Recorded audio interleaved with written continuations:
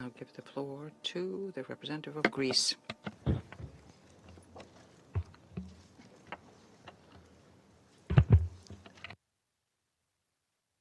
Thank you, Mr. President, and I congratulate you on assuming the presidency this month. And I would like to thank the Korean delegation for a very successful presidency.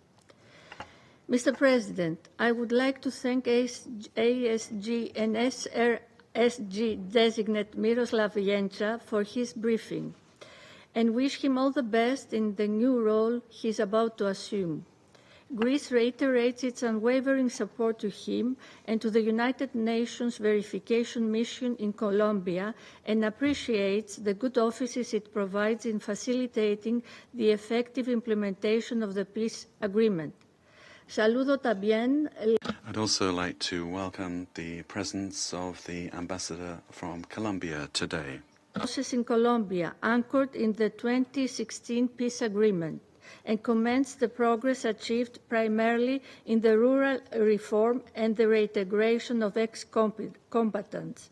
Indeed, land distribution can significantly contribute to the integration of the ex-combatants, offering them livelihoods and alternatives to illegal economies. This interlinkage between rural reform and reintegration can have a considerable impact on reducing violence in rural areas.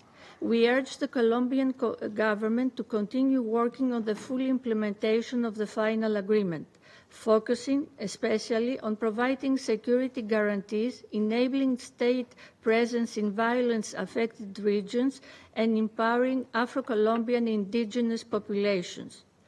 I would like to make the following 3 points. First, we welcome the issuance of the first historic restorative sentences against perpetrators of war crimes and crimes against humanity during the armed conflict. The acknowledgement of responsibility on the part of the perpetrators and the reparations they will offer to victims and communities represent the crucial first step towards genuine reconciliation and overcoming intergenerational trauma in Colombia. We urge the government to take all necessary measures for the successful implementation of the restorative sentences and the indictees to sincerely fulfill their restorative activities.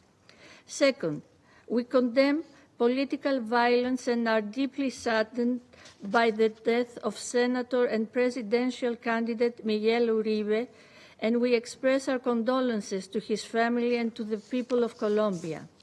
We acknowledge the arrest and sentences of the perpetrator who confessed to the crime and call for the continuation of the investigation to identify any accomplices and instigators. We call for a peaceful electoral period prioritizing the safety and security of all candidates and facilitating the full, equal, meaningful, and safe participation of women in the electoral process. Third, we remain concerned about the persistent violence in conflict-affected areas, where armed groups are competing for territorial control and create illegal economies.